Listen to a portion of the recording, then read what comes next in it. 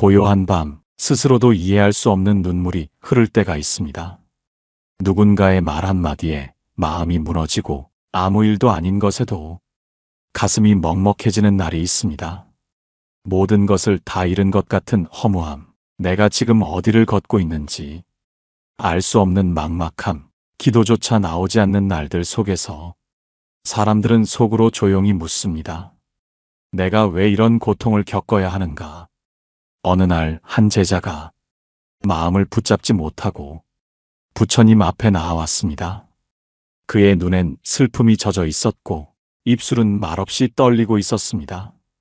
부처님, 저는 지금 모든 것이 무너지고 있습니다. 사람들도 떠났고 몸은 지치고 마음은 불안으로 가득 차 있습니다. 이 고통은 언제 끝납니까? 부처님께서는 그를 조용히 바라보셨습니다. 그리고 잠시 침묵하시다가 이렇게 말씀하셨습니다. 제자야, 지금 그대가 겪고 있는 이 고통은 그대를 죽이려는 것이 아니라 그대를 다시 태어나게 하려는 것이니라. 부처님께서는 말씀하셨습니다. 복은 아무 일도 일어나지 않는 날 찾아오는 것이 아니라 모든 것이 무너진 날, 그 폐허 속에 처음으로 싹을 틔우느니라. 그대는 지금 복이 들어오기 위한 준비를 하고 있는 중이니라. 고통은 복의 문턱이며 그 문을 지나야만 복이 자리를 잡게 되느니라. 그날의 말씀은 제자의 가슴에 고요하게 새겨졌습니다. 아직 삶은 아프고 아직 상황은 변하지 않았지만 그날 이후 그는 자신의 고통을 복으로 향하는 길이라 부르기 시작했습니다. 눈물로 기도하는 밤이 지나고 내 안의 슬픔이 고요해질 때 사람은 비로소 압니다. 아, 이 고통이 곧 복으로 바뀌려 하고 있었구나. 이른 새벽 제자는 부처님 앞에 앉아 말없이 눈을 떨구고 있었습니다. 그날은 유독 고요했지만 그 고요함은 평온이 아니라 텅 빈 마음의 울림이었습니다. 부처님, 최근 저에게 정말 소중했던 사람이 제 곁을 떠났습니다. 그 사람과 함께한 날들이 너무 길어서 이젠 일상이 텅 비어버린 것 같습니다. 어떻게 이 공허함을 견뎌야 할지 모르겠습니다. 부처님께서는 조용히 제자의 말이 다 끝나기를 기다리셨고 그가 눈물 한 방울을 닦는 그 순간에 말씀하셨습니다. 제자야, 사람은 때로 곁을 비워야 복이 머무를 자리가 생기느니라. 그대는 지금 복이 들어올 자리를 만들어내고 있는 중이니라. 제자는 놀란 듯 되물었습니다. 부처님, 어찌 사람이 떠나는 일이 복이 되는 일이 될 수 있습니까? 제자야, 우리는 인연을 통해 배우고 또한 인연을 통해 집착하느니라. 그대 곁을 떠난 사람은 그대에게 가르침을 주기 위해 왔으며 이제 그 배움이 끝났기에 떠날 때가 된 것이니라. 떠나는 인연을 억지로 붙잡는다면 새로운 복은 길을 잃고 돌아서느니라. 제자는 조용히 고개를 숙이며 말했습니다. 하지만 부처님, 그 인연이 너무 소중해서 놓는 것이 두렵습니다. 혹여 내가 잘못한 것은 아닐까? 그 사람 없이 살아갈 수 있을까? 매일같이 되묻고 또 후회하게 됩니다. 부처님께서는 그의 말끝에 조용히 이어 말씀하셨습니다. 제자야, 떠나는 인연은 잘못이 아니라 하늘이 그대에게 주는 쉼과 여백이니라. 그 여백은 삶을 정리하게 하고 자신을 바라보게 하며 복이 들어올 통로를 마련하느니라. 떠나보내는 것, 그것이 고통처럼 느껴질지라도 그 자리는 결코 비어있는 것이 아니라 복이 기다리고 있는 자리이니라. 제자는 조용히 눈을 감았습니다. 그 사람의 뒷모습이 아직 마음에 남아 있었지만 부처님의 말씀 한마디 한마디가 그 이별을 감싸 안는 담요처럼 느껴졌습니다. 부처님, 그 사람을 잊기 위해 애썼는데 이제는 놓아줄 수 있을 것 같습니다. 잊으려 하지 말고 감사하라. 그 인연이 있어. 지금의 그대가 자라났음을, 이제 복이 들어올 준비가 되었음을. 이별은 끝이 아니라 복이 들어오기 위한 조용한 신호입니다. 사람이 떠날 때 그 빈자리를 너무 오래 슬퍼하지 마십시오. 그 자리에 머물고자 하는 복이 조용히 문을 두드리고 있을지 모릅니다. 하루는 제자가 부처님 앞에 지친 몸을 이끌고 다시 찾아왔습니다. 그의 얼굴엔 슬픔보다도 무력함이 드리워져 있었습니다. 부처님, 요즘 저는 사람들과의 관계도 줄고 누구에게도 마음을 털어놓을 수 없습니다. 예전에는 바쁘게 지내며 이야기를 나눌 친구도 있었고 무언가 함께하는 사람이 있었는데 이제는 조용한 시간이 너무 많습니다. 처음에는 편했지만 이제는 이 고요함이 너무 낯설고 외롭습니다. 부처님께서는 조용히 말씀하셨습니다. 제자야, 외로움이 찾아온다는 것은 이제 그대가 밖을 바라보던 눈을 안을 향해 돌릴 때가 되었음을 알려주는 것이니라. 많은 사람들 속에서 복은 잘 들리지 않느니라. 그러나 조용한 고요 속에서는 복의 발자국 소리가 들리기 시작하느니라. 제자는 의아해하며 되물었습니다. 복이 고요한 시간 속에서 깨어난다고요? 그렇다. 삶이 너무 분주할 때는 복이 머물 자리가 없느니라. 생각도 감정도 말도 너무 가득할 때는 복이 다가올 수 없느니라. 그러나 고요해지고 사람들이 하나둘 떠나 혼자가 되는 그 시간, 그때 그대 마음엔 기도의 문이 열리고 복은 그 문을 따라 조용히 들어오느니라. 제자는 잠시 말없이 앉아 있었습니다. 그 침묵이 어쩌면 지금껏 그가 가장 두려워하던 것. 하지만 그 침묵 속에서 처음으로 자신 안의 소리를 들었습니다. 부처님, 그렇다면 지금 이 조용한 시간은 저를 위한 시간이군요. 제가 스스로를 다시 만나는 시간. 맞느니라, 제자야. 사람은 복을 기도할 줄 알아야 하고 복은 고요한 기도를 통해 깨어나느니라. 그대가 지금 겪고 있는 고요한 외로움은 복이 오기 전 마음을 씻는 정적이니라. 두려워 말라. 지금 그 고요함 속에서 그대는 기도하는 사람이 되어가고 있느니라. 사람은 누구나 외로운 시간을 거칩니다. 그 시간이 너무 길어질 때 우리는 그것이 고통이라고 생각하지만 부처님께서는 말씀하셨습니다. 그 고요한 외로움은 복이 들어오기 위한 마음의 정리이다. 혼자 있는 지금 그대는 버려진 것이 아니라 복이 깃들기 위한 정결한 자리를 만들고 있는 중입니다. 그날따라 제자의 발걸음은 유독 무거워 보였습니다. 천천히 부처님 앞에 다가와 앉은 그는 잠시 말없이 눈을 감고 있었습니다. 그러다 문득 억눌러왔던 감정이 터지듯 속삭였습니다. 부처님, 요즘 저는 자꾸만 지난 날이 떠오릅니다. 그때 왜 그렇게 말했을까? 왜 조금만 더 따뜻할 수 없었을까? 되돌릴 수 없는 장면들이 자꾸 제 마음을 때립니다. 누군가에게 상처 준 말, 외면했던 순간, 감사하지 못했던 그날들. 지금에서야 그게 모두 죄였다는 걸 압니다. 그 후회 때문에 매일 밤 눈물이 납니다. 부처님께서는 조용히 눈을 감으시고 한 송이 연꽃을 내려다보시며 말씀하셨습니다. 제자야, 그 눈물은 괴로움이 아니라 그대의 마음이 정화되고 있다는 신호이니라. 사람은 마음이 어두울 때는 자신이 무엇을 잘못했는지도 모른다. 하지만 빛이 스며들기 시작하면 비로소 자신이 던진 그림자를 보게 되느니라. 지금 그대가 흘리는 후회의 눈물은 업이 녹아내리는 순간에만 나타나는 거룩한 슬픔이니라. 제자는 손끝으로 눈물을 훔치며 묻습니다. 부처님, 이렇게 매일 후회하고 눈물 흘리는 제 삶이 복으로 바뀔 수 있을까요? 부처님께서는 조용히 고개를 끄덕이며 말씀하셨습니다. 그대는 지금 그 누구보다 복에 가까이 다가서고 있느니라. 참회 없는 기도는 공허하고 참회 없는 삶에는 복이 머무르지 않느니라. 하지만 그대는 지금까지의 모든 고통을 돌아보며 스스로를 내려놓고 눈물로 자신을 씻고 있지 않느냐? 그 눈물 한 방울마다 그대의 업은 녹고 복이 머무를 자리가 생기고 있느니라. 그러니 눈물을 두려워 말라. 그것은 고통이 아니라 복이 깨어나는 기도이니라. 그날 제자는 오랫동안 말이 없었습니다. 하지만 그 침묵은 어둠이 아닌 정화의 고요함이었습니다. 어쩌면 고통 속에서 눈물로 기도하는 그 순간이 복이 문 앞에서 기다리고 있다는 하늘의 신호였는지도 모릅니다.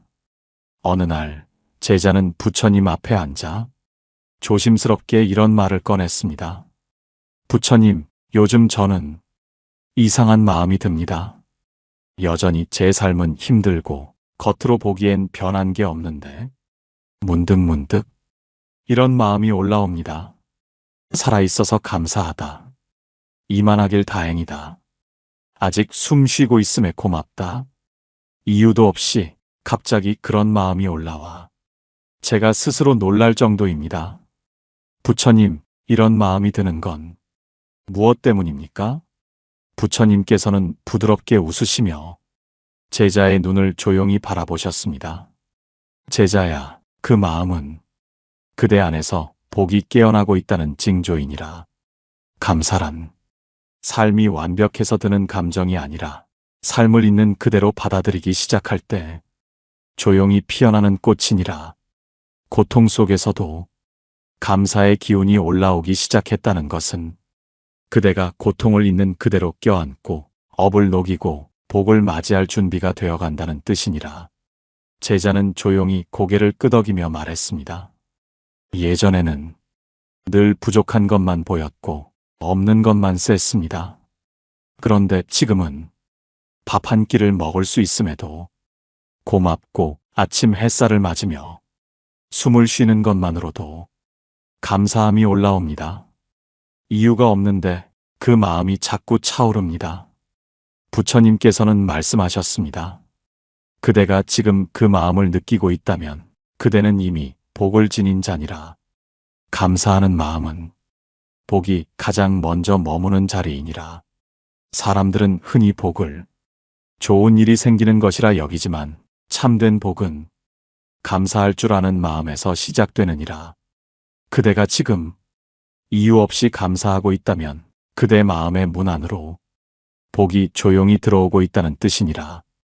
그날 제자는 아무 말 없이 하늘을 올려다보았습니다.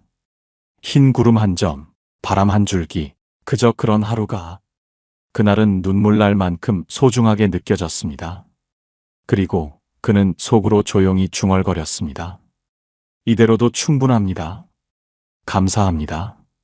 어느 날 제자는 그동안 부처님과 나눈 모든 말씀을 되새기며 고요한 산길을 따라 홀로 걷고 있었습니다. 이전과 달리 사람도 없고 말도 적고 눈에 띄는 변화도 없었지만 그의 마음에는 작은 기류가 일고 있었습니다. 그는 조용히 부처님 앞에 다가와 앉았습니다. 부처님, 요즘 저는 예전처럼 남을 탓하거나 환경을 원망하지 않게 되었습니다. 무언가 힘든 일이 생겨도 먼저 제 마음을 살펴보게 되고 사람과의 갈등도 상대가 아닌 저를 돌아보게 됩니다. 그전에는 늘 세상이 잘못됐다고 여겼지만 지금은 제 안에 고요히 깃든 감정들을 하나씩 들여다보고 있습니다. 이게 무슨 변화일까요? 부처님께서는 조용히 고개를 끄덕이시며 말씀하셨습니다. 제자야, 그대는 지금 복의 문 안으로 들어섰느니라. 복은 멀리 있는 것이 아니며 누가 주는 것도 아니고 어디서 오는 것도 아니니라. 복은 그대가 자신을 돌아보기 시작할 때 비로소 스스로 피어나느니라. 사람들은 복이 오면 기뻐지고 삶이 나아지는 줄로만 알지만 참된 복은 먼저 자신을 보게 하고 스스로를 다듬게 하며 과거를 정리하고 말을 줄이며 마음을 고요히 하느니라. 지금 그대가 자신의 내면을 들여다보고 있다면 그 마음 안에 자비가 깨어나고 있다는 뜻이니라. 자비는 복이 가장 먼저 머무는 기운이니라. 제자는 조용히 두 눈을 감고 깊은 숨을 들이켰습니다. 그 순간 그는 알았습니다. 지금 이 순간 어디에서도 들리지 않던 소리가 자신 안에서 들리기 시작한 것을요. 내가 나를 다독이기 시작했구나. 고통을 고통으로만 보지 않게 되었구나. 그것이 복이 시작된 순간임을 그제야 알 수 있었습니다. 어느 날 문득 누구를 탓하지 않고 자신의 마음을 가만히 들여다보기 시작할 때 누가 옳고 그른가 보다 내가 어떻게 살고 있는가를 돌아보게 될 때 그대는 이미 복의 길 위에 올라선 것입니다. 고통은 외부에서 오지만 복은 언제나 내 마음에서 깨어납니다. 복을 부르는 삶이란 다른 사람을 바꾸는 것이 아니라 내가 나를 살피고 다시 사랑하기 시작하는 순간에서 시작됩니다. 제자는 조용히 고개를 숙인 채 부처님 앞에 다시 앉았습니다. 그 눈빛은 처음과 달리 무언가를 다 견뎌낸 사람의 고요함이 깃들어 있었습니다. 모든 걸 잃고 나서야 복이 보이기 시작한 상인 수다타의 이야기. 아직 해가 뜨지 않은 새벽녘, 비가 내린 듯 축축한 흙냄새가 맴도는 숲길을 따라 한 남자가 조용히 기원정사 문 앞에 섰습니다. 그는 과거의 자신이라면 상상도 못했을 정도로 낡은 옷을 입고 맨발로 먼 길을 걸어왔습니다. 그는 바로 한때 사와티에서 가장 부유했던 상인 수다타 장자였습니다. 수다타는 예전엔 한 손에 황금을 쥐고 다른 손엔 세상의 사람들을 거느리던 사람이었습니다. 그의 집에는 하루에도 수십 명의 손님이 오갔고 재화는 창고에 가득했고 그의 이름은 곧 성공과 능력의 상징처럼 여겨졌습니다. 그러나 어느 해 갑작스레 기근이 찾아왔습니다. 곡식이 말랐고 상업이 멈췄고 사람들은 먹을 것을 찾아 다른 도시로 떠났습니다. 하룻밤 사이에 수다타는 모든 걸 잃었습니다. 집도 돈도 그를 따르던 수많은 사람들도 하나둘 떠났습니다. 그제야 그는 깨달았습니다. 아, 내 곁에 있던 건 사람의 마음이 아니라 내가 가진 이익이었구나. 하루하루가 달라졌습니다. 그 많던 말벗도 사라졌고 음식은 스스로 구해야 했습니다. 밤이면 자신이 쌓아 올린 부귀의 허상이 허무하게 무너져가는 장면이 떠올랐습니다. 그는 처음으로 아무도 없는 방에 앉아 스스로에게 묻기 시작했습니다. 지금 이 삶은 과연 실패인가? 그러던 어느 날 길을 걷다 우연히 한 무리를 발견합니다. 그들은 허름한 옷을 입고 있었지만 눈빛이 맑았고 말이 적었고 걸음은 고요했습니다. 그 무리의 중심엔 부처님이 계셨습니다. 그 순간 수다타는 알 수 없는 평온함에 이끌려 다리를 꿇고 앉았습니다. 부처님께선 그를 조용히 바라보셨고 그 눈빛 안엔 비난도 안타까움도 없었습니다. 오직 괜찮다는 자비만이 깊게 깃들어 있었습니다. 수다타는 말없이 울었습니다. 세상의 재산을 다 가졌을 때는 한 번도 울지 않았던 사람이었지만 그날 부처님의 눈빛 앞에서는 자신도 모르게 눈물이 흘렀습니다. 그리고 그날 부처님께서 조용히 말씀하셨습니다. 너는 가진 것을 잃은 것이 아니라 자신의 업장을 내려놓은 것이니라. 이제 복이 들어올 자리가 생겼느니라. 그 뒤로 수다타는 부처님을 따르기 시작했습니다. 예전처럼 재산을 다시 모으려 하지 않았고 누군가를 이기려 하지도 않았습니다. 그는 기원정사를 짓는데 자신의 마지막 남은 재산을 쏟아부었습니다. 이제 내 복은 소유가 아니라 회양입니다. 그는 말했습니다. 예전에 나는 많이 가졌지만 늘 불안했고 지금의 나는 아무것도 없지만 마음이 평온합니다. 나는 이제 복을 가진 사람입니다. 이야기의 끝은 화려하지 않습니다. 그러나 그 삶의 결은 더없이 단단하고 고요합니다. 사람들은 말합니다. 수다타는 가장 큰 부자였다. 하지만 부처님 곁에서 모든 걸 내려놓은 그 이후에야 진짜 복이 깃든 사람이 되었다고. 고통은 모든 걸 앗아가는 것이 아니라 복이 들어올 자리를 만들어주는 과정입니다. 잃는다고 끝이 아닙니다. 그 이름의 끝에서 당신의 마음이 조용히 깨어난다면 복은 이미 그 자리에 당신을 기다리고 있었던 것입니다.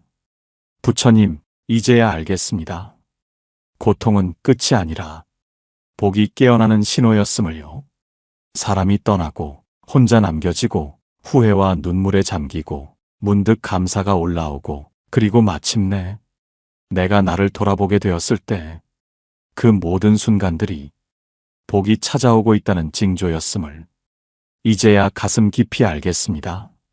이별의 고통 끝에서 복을 만났던 이름 없는 시골 마을의 작은 여인 이야기. 때로는 삶이 너무 조용해서 고통이 되는 날이 있습니다. 누구와도 말이 닿지 않고 사람들의 위로조차 마음 어딘가에 닿지 않을 때 우리는 비로소 고요한 기도의 자리에 앉게 됩니다. 이 이야기는 누구에게도 알려지지 않았지만 복이 조용히 머물다 간 한 사람의 이야기입니다. 그녀의 이름은 사람들의 기억에서조차 사라졌지만 마을절에서는 아직도 그를 향불 여인이라 불렀습니다. 그녀는 젊은 시절 남편과 아들을 한 해 사이에 모두 떠나보냈습니다. 한 사람은 병으로, 한 사람은 사고로. 그렇게 한순간에 가족이라는 울타리가 사라졌습니다. 장례를 치르고도 울지 못했습니다. 울면 쓰러질 것 같았기 때문이었습니다. 그해 백중날 마을의 절에서는 오랜만에 작은 천도제가 열렸습니다. 그녀는 아무 말 없이 절을 찾았고 사람들이 눈치채지 못하는 구석에 앉아 작은 향 하나를 피웠습니다. 그날 그녀는 부처님 앞에 말없이 앉아 3시간을 꼼짝 않고 울기만 했습니다. 그 눈물은 남에게 보이기 위한 것도 아니고 누구에게 설명하기 위한 것도 아닌 오직 자신을 씻어내기 위한 기도였습니다. 그 후로 그녀는 해마다 백중날이 되면 절에 나타났습니다. 남들은 천도지, 과일, 음식, 옷을 챙겨왔지만 그녀는 언제나 향 하나와 작은 바가지에 담긴 물 한 그릇만을 들고 왔습니다. 그리고 매번 같은 자리에 앉아 한참 동안 기도한 뒤 조용히 집으로 돌아갔습니다. 어느 해 한 비구니 스님이 그녀에게 물었습니다. 매년 오시는 그 향은 누구를 위해 피우는 것입니까? 그녀는 조용히 대답했습니다. 이젠 누구를 위한 건 아닙니다.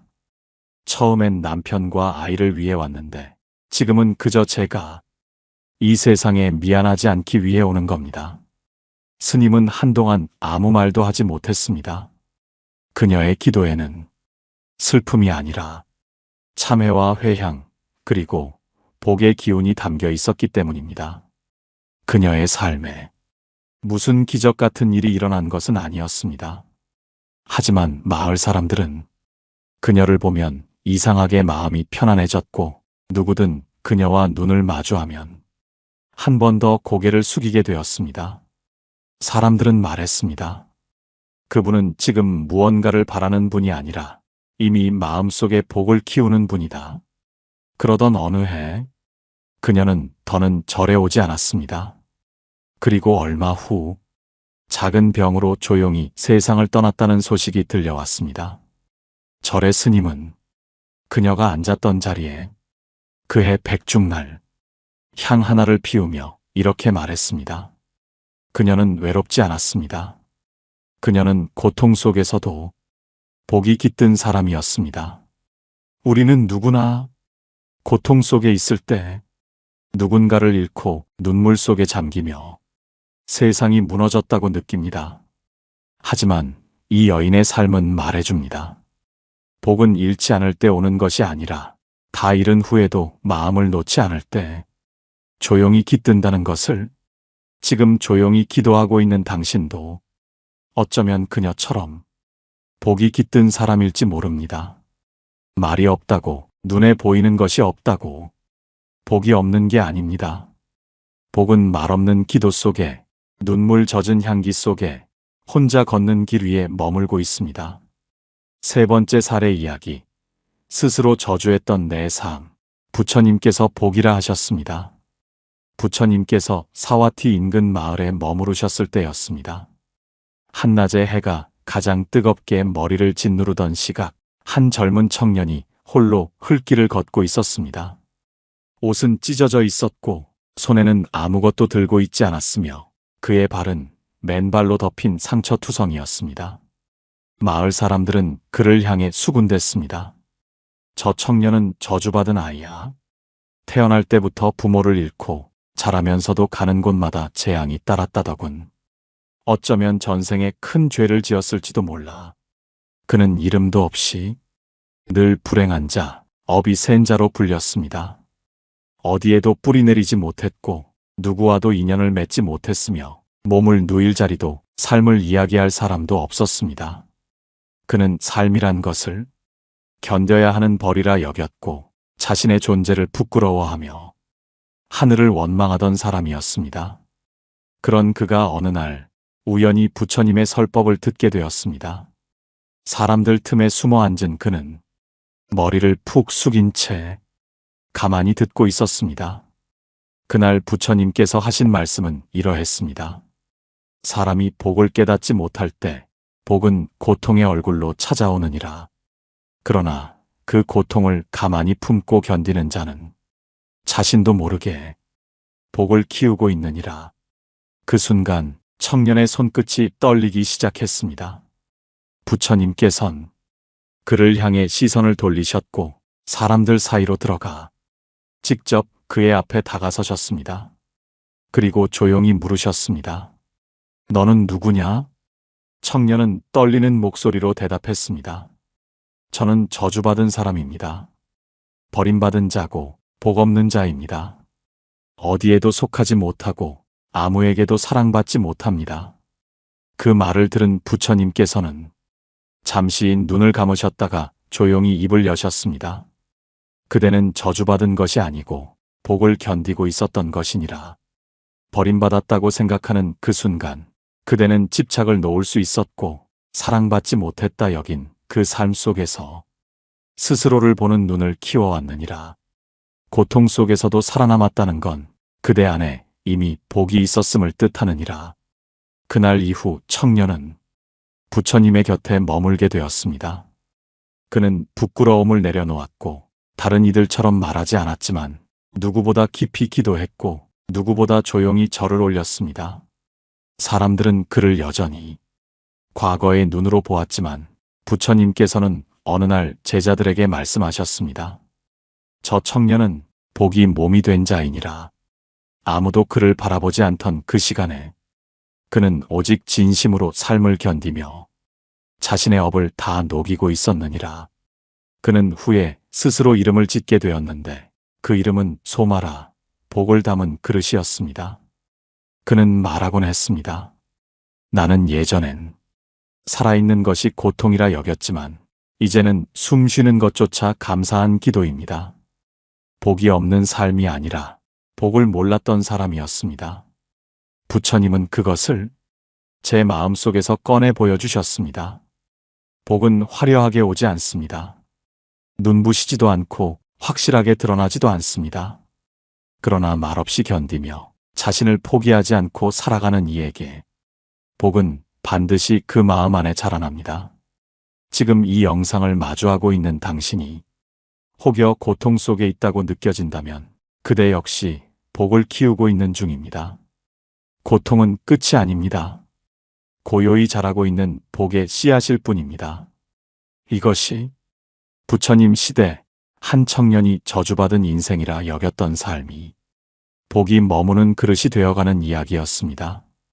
이 세 가지 사례를 통해 복은 멀리 있지 않다는 것, 그대의 삶 안에 이미 자라고 있다는 것을 우리는 함께 확인하게 됩니다. 부처님께서는 고요히 웃으시며 그제야 제자에게 마지막 설법을 건네셨습니다. 그래야 하느니라 제자야.